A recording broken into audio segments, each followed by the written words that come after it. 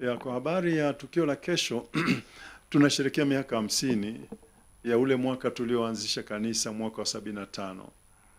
Tumeona hili ni jambo kubwa la kumpa Mungu sifa. Na kumshukuru Mungu sana na kutambua kabisa kwamba sio kwa uwezo wetu. Na moja ya kitu ambacho labda nikiseme wakati mimi nafungua kanisa mwaka wa 75, sikuwa nafahamu nafungua kitu cha namna gani, na itakuwa ni kitu cha kitadumu muda gani, matokeo yake itakuwa nini. Sikujua. Mimi nashuhudia watu waokoke wampate Yesu, ni furahi hivyo tu.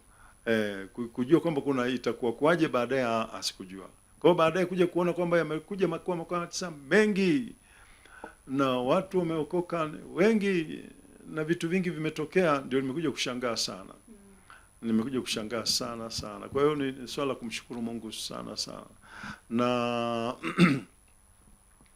Na kwa jinsi hiyo, na nikakumbuka nilipokuwa nashangaa hivyo kwenye mawazo yangu mimi mwenyewe, nikawaza nikasema, hivi kweli hata Mtume Paulo alipokuwa anaandika waraka kwa Waefeso au Wakolosai, hakuwa anaandika waraka akijua anaandika kitu ambacho kitasomwa dunia nzima baadaye. Yeye alikuwa anawaandikia Wakolosai waraka awatie moyo wale, kumbe baadaye imekuja ugeuka ni kitu cha karne na miaka. Kashangaa sana. Wote walioandika hizo walikuwa hawajui. Kwa hiyo nikasema kumbe unapofanya kazi ya Mungu huwezi jua itakuja kutokea nini.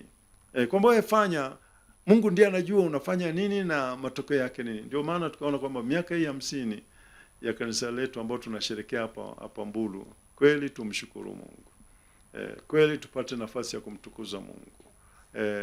Na ndio maana nikasema hata ninyi mje NYTV, kwa sababu mnafahamika nchini, isikike na wasikie ushuhuda huu kwamba Mungu anatenda kazi. Na kuna mengi watajifunza. Hata hii interview ulionifanyia sasa hivi, kwa mfano mimi si nilikuwa mfanya kazi, nimeajiriwa tu. Sasa tunawafanya kazi wengi waliookoka, akienda mahali anaona mimi hamna kanisa, basi mwingine anaacha. Imekuwaje, mbona siku hizi wendi kanisa? Anasema hamna kanisa. Sasa badala ya yeye sasa na yeye anzishe kanisa, kazi ya Mungu iendelee. Kwa hiyo ni ushuhuda. Kwa hiyo hata sisi miaka hii 50 tunataka tumtukuze Yesu. Na kauli mbiu yetu tunasema hata sasa Bwana ametusaidia. Na kwamba ni kweli kabisa, hata sasa Bwana ametusaidia sana. Kwa sababu ni miaka 50 na tumeona jambo kubwa, tualike uongozi wa juu kabisa wa TAG. Na tunashukuru atakuwepo makamu askofu mkuu na anasafiri leo. Kwa hiyo saa hizi yuko anakuja. Hilo ni moja. La pili, tumealika wale watu wa mwanzo tuliokuaga nao, tulioanzisha nao kanisa kama washirika. Wengi tu hapo. Na ni ajabu, utashangaa kwamba katika hao tulioalika wengi tu ni wachungaji sasa. Waliokuwa washirika wa mwanzo hapa ni wachungaji kwa sasa. Walishaitwa kwa watumishi, na kuna wachache ambao hawakuwa wachungaji. Kwa hiyo tutawapa medali ya kumsifu Mungu na wao kuwa na kumbukumbu hilo.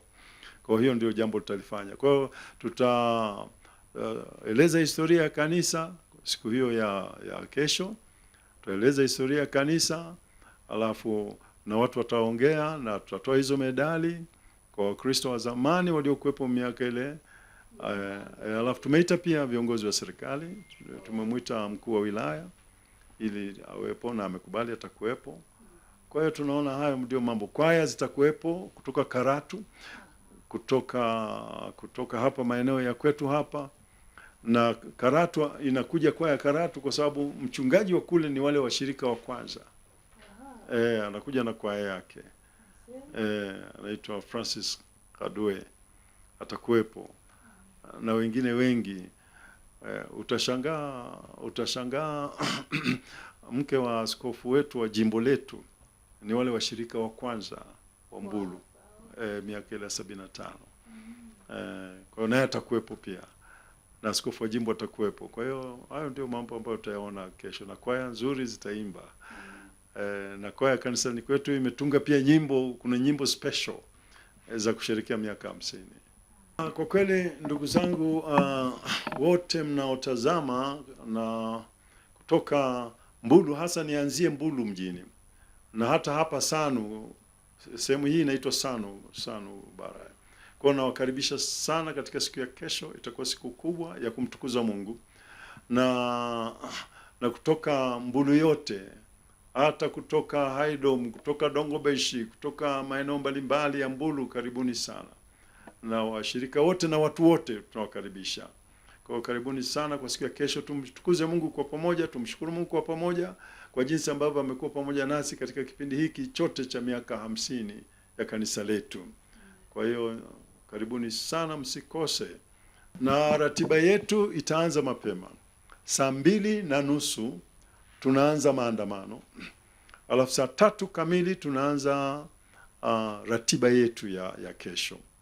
Na tunafanya hivyo kwa sababu viongozi wetu tulioalika, makamu askofu anarudi kesho ana tiketi yake ya ndege ya kurudi Dar es Salaam. Kwa ni kesho hiyo, kwa lazima tumalize mapema ili aweze kuondoka. Mkuu wa wilaya pia ametuomba, akasema ana mambo mengine kwenye saa 6 saa 7 hivi. Kwa hiyo angeomba tumalize mapema, na sisi tumeona ni sawa sawa.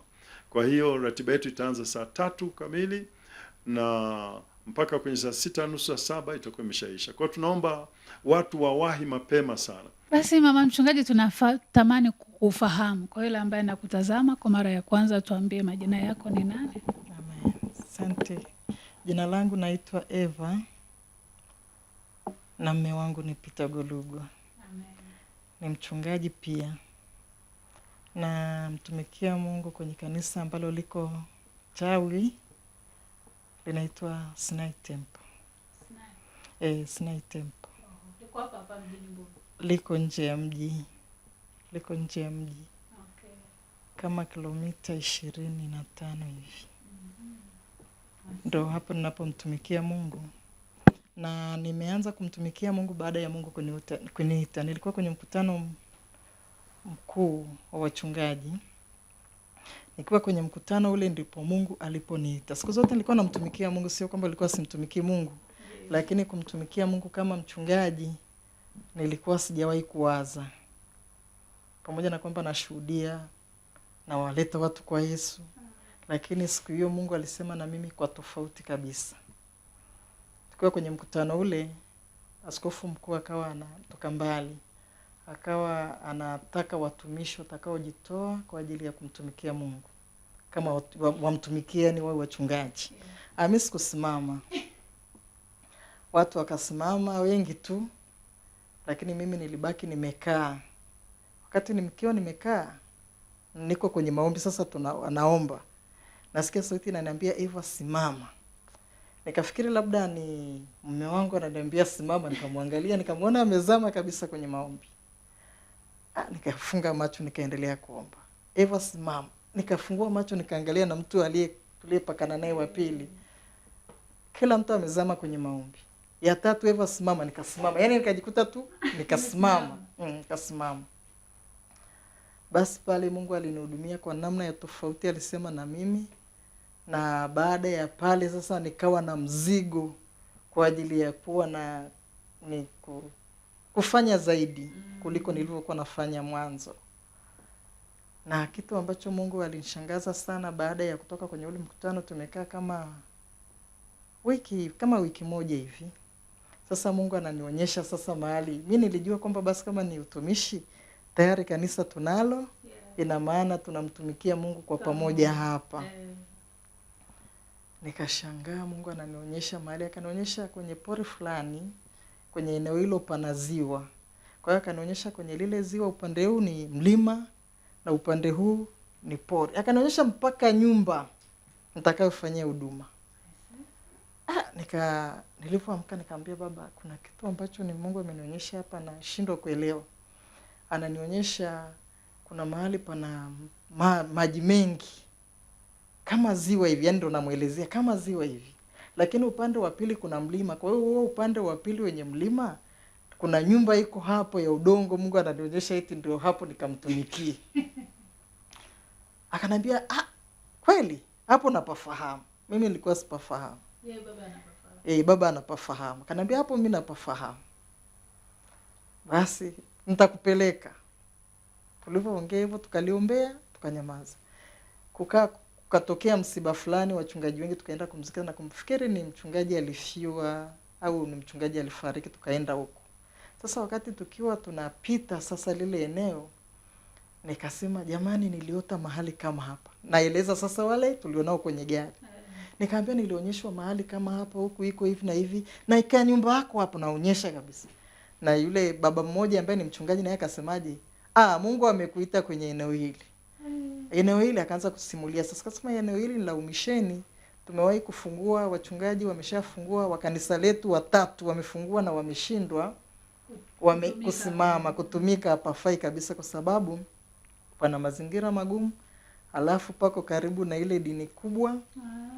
Kwa hiyo watu wengi wameshindwa, wanaenda mwishoni, mchungaji anabaki kuabudu peke yake, anaamua kuondoka. Kaniambia wakwetu tumeshapeleka 3 na wa makanisa mengine pia, yani zaidi, alafu nyumba hiyo hiyo.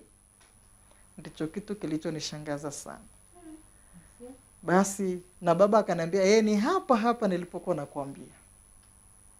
Sasa ile usiku ile niliyokuwa naota hiyo kwamba nawaambia pako, nilionyeshwa pia ni kwamba pana matunda fulani na yajua ya kienyeji, ni ya kwetu kule, yanatokaga kwenye miiba mirefu. Sasa nikawa nawaza yale matunda yameiva sana, yameiva yani yamekuwa meusi badala ya kuwa mekundu, yamekuwa meusi. Nikaanza kuchuma mengi, nasema ina maana watu wa eneo hili hawajui haya ni matunda yanaliwa. Chuma mengi. Kwa hiyo nikasimulia sasa na hiyo ndoto kule kwenye hiyo gari, sasa naeleza kwamba ilikuwa hivi. Ndio mchungaji anasema Mungu amekuita, na hapa nafikiri pana matunda ambayo wewe ndio unayoyaona peke yako, na ndio unatakiwa uje uyachume hayo matunda uliyoyaona. Basi kwa hiyo baada ya kutoka kwenye hiyo tukaanza kufanya utaratibu, tukaenda pale tukamtafuta mwangalizi wa eneo lile, tukampata, tukatafuta mwenye ile nyumba niliyoonyeshwa. Nilichoshangaa sana, ile nyumba naambiwa ndio iliyofungulia makanisa mara 3. Kwenye hiyo nyumba hiyo moja hiyo. Sasa hilo pia lilinifanya kuwaza sana. Basi tukaanza moja kwa moja, tukatafuta mwenye nyumba, tukampata, akatupa ile nyumba. Baada ya kutupa nyumba ile, tukaanza mkutano wa Injili. Fanya mkutano wa Injili, wakaokoka watu wengi sana. Wengi sana. Na baada ya wale watu kuokoka, nakumbuka hatukuenea kwenye ile nyumba ile siku ya Jumapili, siku ya kuabudu. Hatukuenea, tulibidi tupange viti mpaka nje. Watu wamekuwa wengi kanisa. Watoto wadogo siku ya kwanza ni zaidi ya 50 wamekuja Jumapili kanisani. Kwa hiyo tukaendelea tukafanya ubatizo.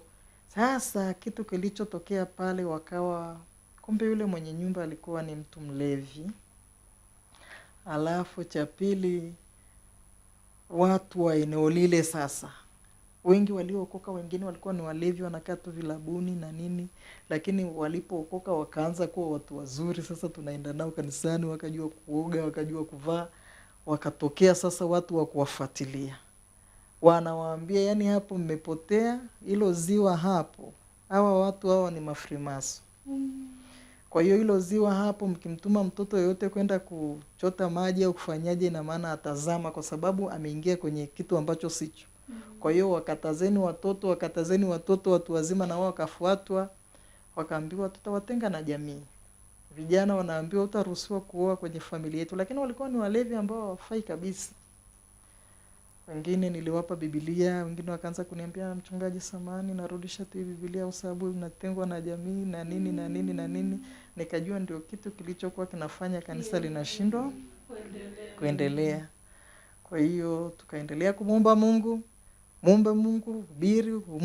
hubiri, shuhudia nyumba, yani tumepita nyumba zote. Kwa hiyo walio Mungu wapo wamesimama, waliorudi nyuma wapo waliorudi, na kila tunapofanya mkutano wanarudi wengine hivyo. Kwa hiyo tunamshukuru Mungu, kanisa linaendelea vizuri na limeongezeka. Na pia Wakati tukiwa kwenye ile nyumba, kitu sababu walizokuwa wanazitoa wale watu, wanawaambia kwamba nyie mmedanganywa. Kwanza mchungaji mwenyewe ni mwanamke, wanaume 3 wamepita hapa, hamna kitu kilichotokea, na hata huyu mwanamke ataondoka. Halafu pia mlishaonaje kanisa la kupangisha, nyumba yenyewe ya mlevi? Unaona? Kwa hiyo ile pia ilifanya sasa hasira ya Mungu ikawaka ndani yangu. Nikasema lazima tununue kiwanja kwenye eneo hili. Wakati tunapanga kununua, kumbe wameshaambizana hata wakija kwenu kununua shamba lolote msiwape, kwa sababu wale ni watu wa dini moja wote, msitoe. Kila tukiuliza hela tunazoambiwa milioni 20, sijui milioni ngapi, sijui milioni ngapi. Sasa mmoja akaja akasema mimi ya kwangu nauza hatua 20 kwa 20, milioni 2 haipungui hata kitu. Tukasema hiyo kiwe mwanzo, huo mwanzo. Kwa hiyo tukanunua lile eneo. Baada ya kununua lile eneo, tukajenga hapo kanisa la muda ili tuendelee kuabudu. Sasa huyu mwenye shamba alikuwa na eneo kubwa linatoka kuanzia barabarani mpaka kule kwenye ziwa, kwenye yale maji nilionyesha. Mungu ametusaidia, tumeendelea kununua kidogo kidogo, tunakopa Uwezo benki, tunanunua. Kwa hiyo sasa hivi tunayo kama heka 2. Na pia tukaanza kanisa la kudumu. Kanisa tumejenga kanisa hilo, linaendelea, tumeshapaua. Kwa hiyo wakati tunaendelea na ujenzi na huku tunaendelea kuongeza eneo. Tunaendelea na hata sasa tunamwamini Mungu tutaendelea kuongeza eneo. Kwa hiyo kanisa tayari tumeshapaua, bado vitu vingine. Lakini tunamwamini Mungu mpaka hapo tunapozungumzia miaka 50, kuna matunda ambayo kwa kweli yametokea. Amen. Ndio. Kwa hiyo una jumla ya washirika wangapi kwenye kanisa lako? Wanafika kama 50 na. Hongera sana. Ni kanisa kabisa hili. Ni kanisa kubwa. Hongera sana. Ni kanisa kubwa, na katika section yetu ni kanisa makanisa yanaenda kwa group. Tuko A. Tuko group A. Ina maana ni kanisa kubwa. Kanisa kubwa kabisa. Na tunafanya vizuri na watu wanafanya vizuri kwenye kila kitu tunachopanga kufanya. Amen. Tunafanya mikutano ya Injili, tunahubiri Injili, tuna idara zote kanisani na zinafanya majukumu yao. Kwa hiyo tunamshukuru Mungu. Tunapozungumzia miaka 50, tunaona kitu ambacho Mungu amefanya, na nikaweza kusimamia hilo kanisa. Nikisimama huku kama mama mchungaji, zile ibada tu tumepishanisha kwamba naweza nikawa huku kwenye ibada fulani, nikawa hapa na nikaenda kule, au nikawa ibada nyingine za katikati ya wiki, tunaanza ibada kule, tunamaliza mchana, saa 10 tunafanyia huku. Kwa hiyo namshukuru Mungu sana kwa hilo. Asante sana. Ukizungumzia huduma ya mchungaji Golugwa kwa kipindi cha miaka hii 70, kwa kipindi cha miaka hii 50, unaizungumziaje? Huduma ya mchungaji Golugwa kwa kweli ni huduma ya kichungaji. Ni kwamba katika mahubiri yake, katika maneno yake, katika mafundisho yake, watu wanapata kitu wanachokihitaji. Nilikuwa naongea na mgeni mmoja yule uliyemkuta nyumbani leo. Kuna wakati tulipata changamoto ya afya, nikawa sipo na baba akawa hayupo. Kwa hiyo sasa yule anasema, yani nilikuwa namuomba Mungu, nawaza mchungaji atarudi lini, nimekosa huduma yake. Na sio huyo tu, wengi tu wanawaza kwa habari ya huduma yake. Kwa kweli Mungu anamtumia kwa kiwango cha hali ya juu sana. Sana sana sana. Na kujenga. Yana anamjenga mtu, na mtu akitoka hapo ametoka mtu aliye kamili, aliyeimarika kabisa kiroho. Kwa kweli. Ndani ya miaka 50 wewe una kitu gani ambacho kimebaki kwako kama kumbukumbu ambacho utakikumbuka? Ndani ya miaka hii 50, kumbukumbu ambayo naikumbuka, kwa mfano tulivyokuja Mbulu. tulipokuja Mbulu mara hii, yani kuja kusimama kama wachungaji kwenye hili kanisa. Nakumbuka kulikuwa na changamoto nyingi tu, changamoto zilitokea hapo, lakini Mungu alisimama pamoja na sisi, tukashangaa watu wote wako upande wetu. Lakini ilikuwa ni changamoto kabla ya hapo kubwa sana. Kwa hiyo nikaona kwamba Mungu ametuleta kwa makusudi, na nikajua kwamba Mungu anapompeleka mtu mahali bado yuko tayari kwenda naye au kufanya naye au kuhudumu naye. Kwa hiyo hilo siwezi kulisahau.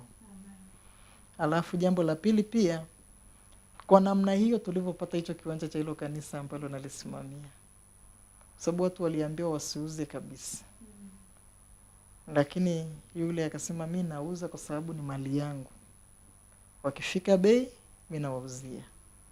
Na nafikiri sio kwamba kwa kufika bei, ni pamoja na maombi.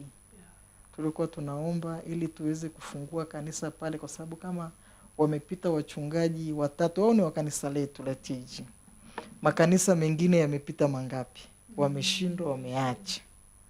Kwa hiyo na wewe ukaweza mwanamke. Tena mimi kama mwanamke nikaweza. Kwa kweli hilo ni jambo ambalo siwezi kulisahau maishani mwangu. Basi karibu wakaribishe wageni kupitia tukio la kesho la miaka 50. Asante sana. Ninawakaribisha wenyeji wote wa Mbulu na wageni pia ambao wako Mbulu. Kesho tuna miaka 50 ya kanisa letu, na lengo la kusherehekea ni kumtukuza Mungu, kumshukuru Mungu kwa matendo yake makuu. Mambo mengi ameyafanya. Leo tunasimama watu wengi Mbulu waliookoka, lakini kanisa la kwanza Mbulu ndio hili hapa.